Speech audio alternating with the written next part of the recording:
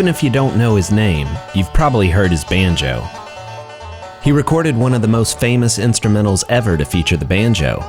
And even if you don't happen to know that tune, any banjo playing you have heard was likely influenced by Earl Scruggs. He was born in 1924 in the Flint Hill farming community about 10 miles west of Shelby, North Carolina. He was the youngest of 5 children.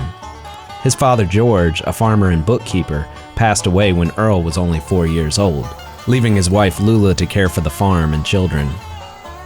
Everyone in the family played music.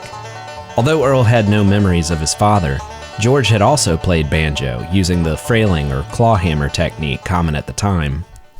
When Earl was 6 years old, the family visited an uncle who was hosting the blind banjo player Mac Woolbright. Earl recalled sitting on the porch listening to Woolbright play, and he became transfixed. After that, young Earl played as much as he could. At first he was too little for the instrument, so he'd have to lay it down or play it sideways.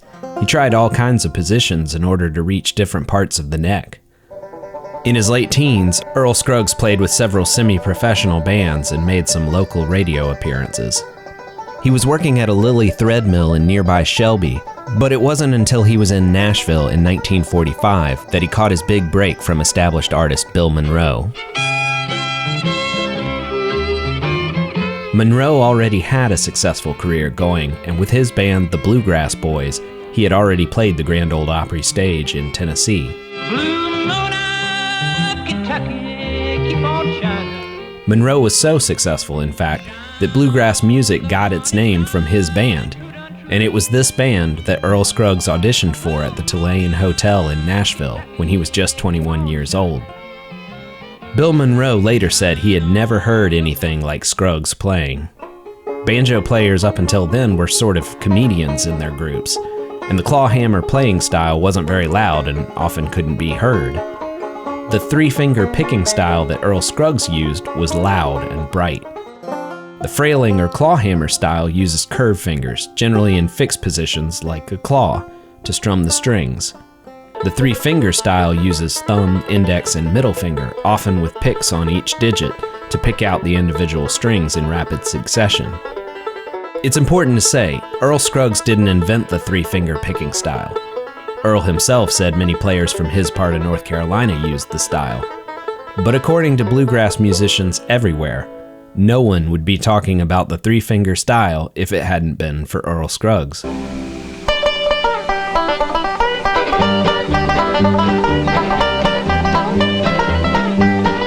Whereas clawhammer tended to make the banjo a rhythm instrument, mainly for strumming, the three-finger picking style brought the instrument front and center, making it ideal for impressive solos.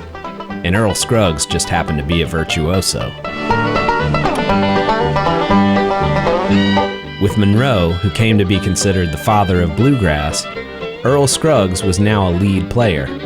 The Bluegrass Boys toured extensively, and it wasn't long before the intense touring schedule made some members want to leave. Earl decided to quit the band, but he was joined by fellow band member Lester Flatt. Flatt was a singer and guitarist who had joined the Bluegrass Boys prior to Scruggs. The two hit it off, and after they quit Monroe's band, they decided to form a group of their own. The duo of Flatt and Scruggs formed the Foggy Mountain Boys, named after a Carter family tune. And in the spring of 1949, Flatt and Scruggs recorded a tune that would become one of the most played, most familiar tunes in all of bluegrass, the Foggy Mountain Breakdown.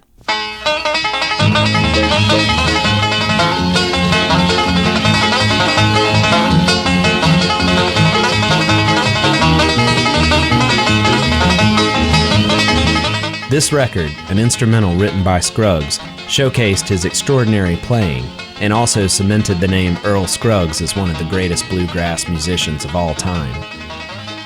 The three-finger picking style, incidentally, is now commonly referred to as Scruggs style. A little bit. Earl Scruggs, if you're ready, bring the old 5-string and let's do Earl's Breakdown.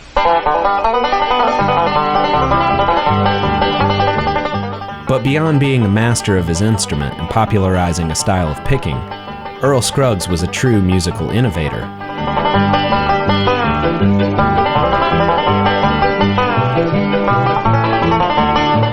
He developed the use of tuning pegs during solos for a unique effect. This can be heard in several of his recordings.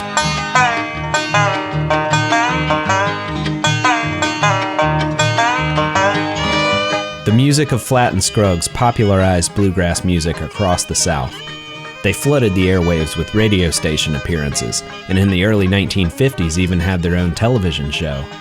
They were featured on the Grand Ole Opry radio program, and they recorded a live album at Carnegie Hall.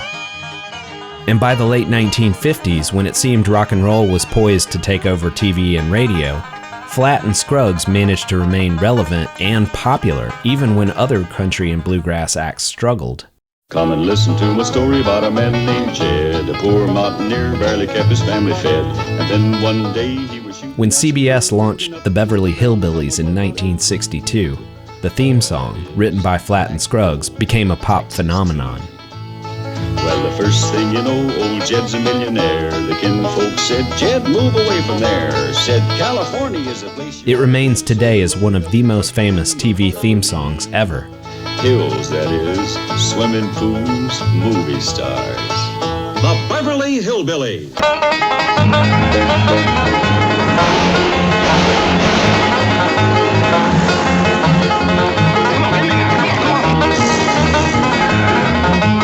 In 1967, the Warren Beatty-Faye Dunaway hit film Bonnie and Clyde famously used Foggy Mountain Breakdown in a getaway scene. This use of hillbilly music for a car chase would be endlessly copied in movies and TV for decades, but more importantly, it gained international attention, and it earned Flatt and Scruggs a Grammy Award.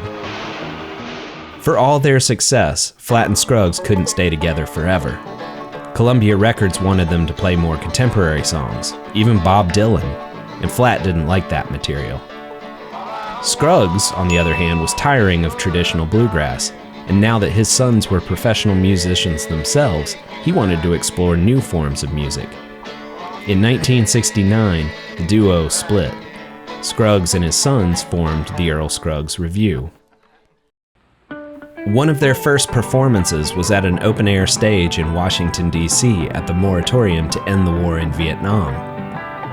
Earl Scruggs was one of the only bluegrass musicians to support the anti-war movement.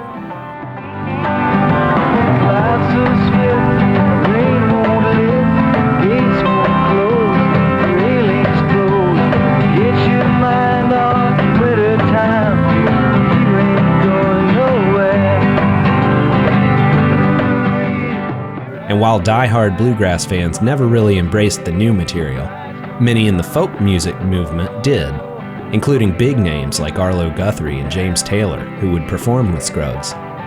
The Earl Scruggs Revue would even play concerts with rock groups like the Byrds and Steppenwolf.